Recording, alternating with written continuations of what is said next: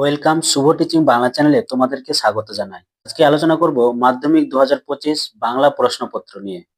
মাধ্যমিক 2025-এ যারা মাধ্যমিক পরীক্ষা দিলে তাদের যে প্রশ্নপত্র, সেই বাংলা প্রশ্নপত্রে সঠিক সমাধান নিয়ে আলোচনা করব। প্রথম প্রশ্ন কি আছে দেখে নাও, যে বাক্যের অর্থবোধের জন্য পরস্পরের সঙ্গে সম্বন্ধযুক্ত পদগুলি যখন ঠিকঠাক বসে তখন তাকে কি বলে? তখন তাকে আসত্তি বলে। তাহলে তাকে কি বলে? আসত্তি। আবার তোরা মানুষ হ বাক্যটি প্রার্থনা সূচক বাক্য।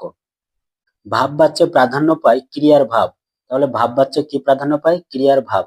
আমি তোমাকে বইটি দিলাম, এখানে আমি শূন্য বিভক্তি রয়েছে, তাহলে তোমাদের কোনো ডাউটই নাই, এখানে আমি হচ্ছে কর্তৃবাচ্যের উদাহরণ। তাহলে আমি তোমাকে বইটি দিলাম, এটি কোন বাচ্চের উদাহরণ? কর্তৃবাচ্য। বহু যত্নে চিকিৎসিতে পঞ্চকন্যা পাইলা চেতন। কতক্ষণে চিকিৎসা করা হয়েছিল? 4 দণ্ড চিকিৎসা করা হয়েছিল। রাবণ ইন্দ্রজিৎকে রামচন্দ্রের সঙ্গে যুদ্ধ করায় কোন সময় নির্দেশ করেছিলেন? প্রভাতে নির্দেশ করেছিলেন। বিখ্যাত লেখক শৈলজানন্দের ফাউন্টেনের পেনের সংগ্রহ ছিল 2 ডজন। প্রাচীন সুমেরিয়ান বা ফিনিশিয়ানদের লেখনী কি ছিল? ফিনিশিয়ানদের লেখনী ছিল হার। তোমরা বইয়ে দেখবে প্রাচীন সুমেরিয়ান বা ফিনিশিয়ান, এখানে লেখা আছে নীল নদের তীর থেকে একটা নলখাগড়া ভেঙে নিয়ে আসতাম। এটা নলখাগড়া কিন্তু যদি ও ফিনিশিয়ান হতো তাহলেও কিন্তু ওই নলখাগড়া দিয়ে লিখতো, কিন্তু এখানে বইয়ে কিন্তু পরিষ্কার লেখা আছে ও যেহেতু ফিনিশীয় তাই বন প্রান্ত থেকে কুড়িয়ে নিয়ে একটা হার নিয়ে আসতো, আর সেটাই ছিল লেখকের কলম। তাই অবশ্যই এটা হওয়া উচিত, হার হওয়া উচিত। তবু লিখছে, লুকিয়ে লিখছে, এভাবে লেখার কারণ কি? যেন নেশায় পেয়েছে। নদের চাঁদের বয়স হলো 30 বছর। গিরিশ মহাপাত্রের জামার রং।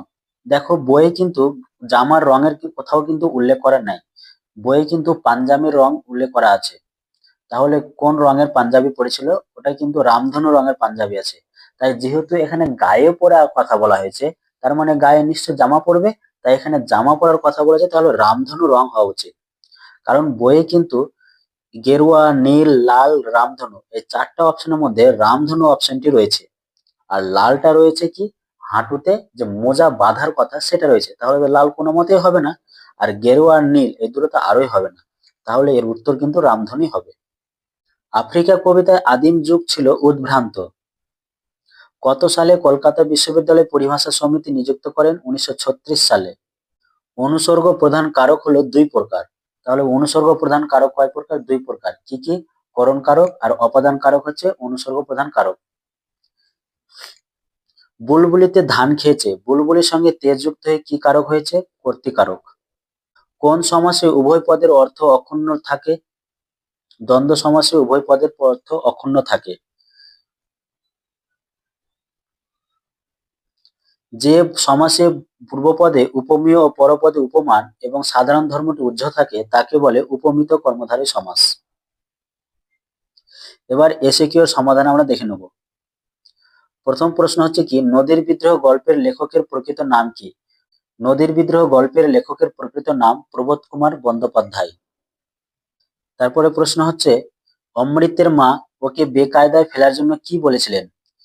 নতুন জামা দেবার আগে ইসাবের বাবা ওকে খুব মেরেছিলেন, তুইও সেরকম মার খেতে রাজি আছিস, এই কথাটি বলেছিলেন।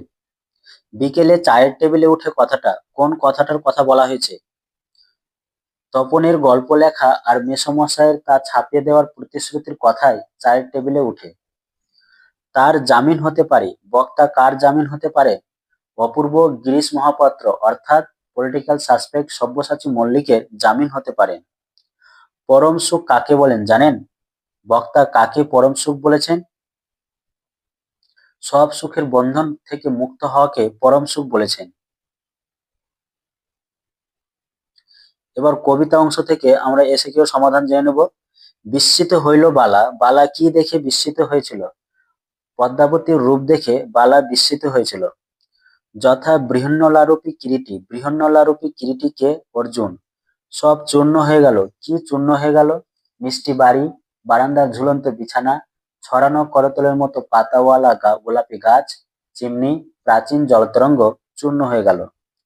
অশুভ ধ্বনিতে ঘোষণা করলো, কারা কি ঘোষণা করলো? পশুরা দিনের অন্তিম কাল ঘোষণা করলো। অস্ত্রের বিরুদ্ধে একটি কোকিল কিভাবে গান বাঁধবে? অস্ত্রের বিরুদ্ধে একটি কোকিল সহস্র উপায়ে গান বাঁধবে। এবার প্রবন্ধ অংশ থেকে এসএকিউর সমাধান। পরিভাষার উদ্দেশ্য কি? ভাষার সংক্ষেপ এবং অর্থ সুনির্দিষ্ট করা। তাতে অনেকে মুশকিলে পড়েছেন। কিসে মুশকিলে পড়ার কথা বলা হয়েছে? রাজশেখর বসুর মতে সরকার থেকে উদ্যোগ নিয়ে দেশি পরিভাষা প্রচলন করায় অনেকে মুশকিলে পড়েছেন। ক্যালিগ্রাফিস্ট কাদের বলে? যারা ওস্তাদ কলমবাজ বা পুঁথি নকল করতেন সেই লিপিকরদের ক্যালিগ্রাফিস্ট বলা হয়। ব্যাস, ভ্যাবাচ্যাকা খেয়ে গেলাম। বক্তা ভ্যাবাচ্যাকা খেয়ে গেলেন কেন? যখন বক্তা কলকাতা কলেজ স্ট্রিটের একটা নামি দোকানে গিয়েছিল একটা ফাউন্টেন পেন কিনবো বলে, তখন দোকানি জানতে চান কি কলম। এই কথা শোনার পর বক্তা ভ্যাবাচ্যাকা খেয়ে গেছিলেন। এবার ব্যাকরণ অংশ থেকে আমরা প্রশ্নের উত্তরগুলো দেখে নেব। যুক্তির পথে হাঁটো, ভাববাচ্যে রূপান্তর করো। তাহলে কি হবে? যুক্তির পথে হাঁটা হোক। প্রত্যেককে, প্রত্যেককে ব্যাসবাক্য সমাসের নাম করো। প্রত্যেককে, একে একে। কোন সমাস? অব্যয়ীভাব সমাস। উক্ত কর্তা কাকে বলে? কর্তৃবাচ্যের কর্তায় শূন্য বিভক্তি হলে তাকে উক্ত কর্তা বলে। যেমন মেবারের আকাশ ক্রোধে গর্জন করছে, এখানে আকাশ হচ্ছে উক্ত কর্তা। একটি মিশ্র বাক্যের উদাহরণ দাও। যে রোজ আসে আজ সে আসেনি, চিনতে তাই ভুল হয়েছে। কদাকার পদটির ব্যাসবাক্য সহ সমাসের নাম করো। কদাকার কু আকার যার বহুব্রীহি সমাস। এই কদাকার সমস্ত পদটির আরেকটি সমাস হবে বহুব্রীহি সমাস ছাড়াও কু যে আকার সাধারণ কর্মধারী সমাস।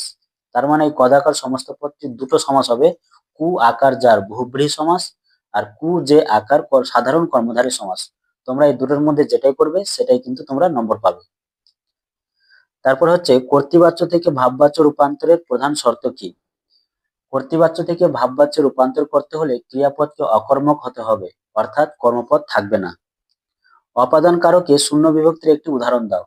শ্রী বৃন্দাবন বারেক আসিব ফিরি, এখানে শ্রী বৃন্দাবন হচ্ছে অপাদান কারক। অনুসর্গ যোগে করণ কারকের একটি উদাহরণ দাও। যুধিষ্ঠির পাশা দ্বারা খেলছে, এখানে পাশা দ্বারা হচ্ছে অনুসর্গ যোগে করণ কারকের উদাহরণ। ব্যাস বাক্য কাকে বলে? সমস্ত পদ বা সমাসবদ্ধ পদকে ভাঙলে বা ব্যাখ্যা করলে যে অর্থ প্রকাশক বাক্য বা বাক্যাংশটি পাওয়া যায় তাকে ব্যাস বাক্য বলে। আমি ছিলাম কালি কলমের ভক্ত বাক্যটিকে প্রশ্নসূচক বাক্যে পরিবর্তন করো। আমি কি ছিলাম কালি কলমের ভক্ত, শেষে জিজ্ঞাসা চিহ্ন। এই ছিল বাংলা ব্যাকরণের এসএকিউ সমাধান। তারপরে তোমরা দেখে নাও, যারা 2025 সালে যারা ক্লাস 10-এ উঠলে তারা কোশ্চেনগুলো একবার অবশ্যই তোমরা দেখে নেবে। এখানে 3-এর প্রশ্ন দেওয়া হয়েছে, তোমরা একে একে দেখে নাও। কবিতা অংশ থেকে এই দুটো প্রশ্ন আছে, প্রবন্ধ অংশ থেকে এই দুটো প্রশ্ন আছে, নাটক থেকে সিরাজদৌল্লা, আর এই 3টা প্রশ্ন আছে কোনি থেকে। তারপরে হচ্ছে বঙ্গানুবাদ, তারপরে প্রথমটি হচ্ছে সংলাপ, দ্বিতীয়টি হচ্ছে প্রতিবেদন, আর এই হচ্ছে রচনা অংশ, প্রবন্ধ রচনা। এই ছিল 2025 মাধ্যমিক প্রশ্নপত্রের বাংলা বিষয়ের সঠিক সমাধান।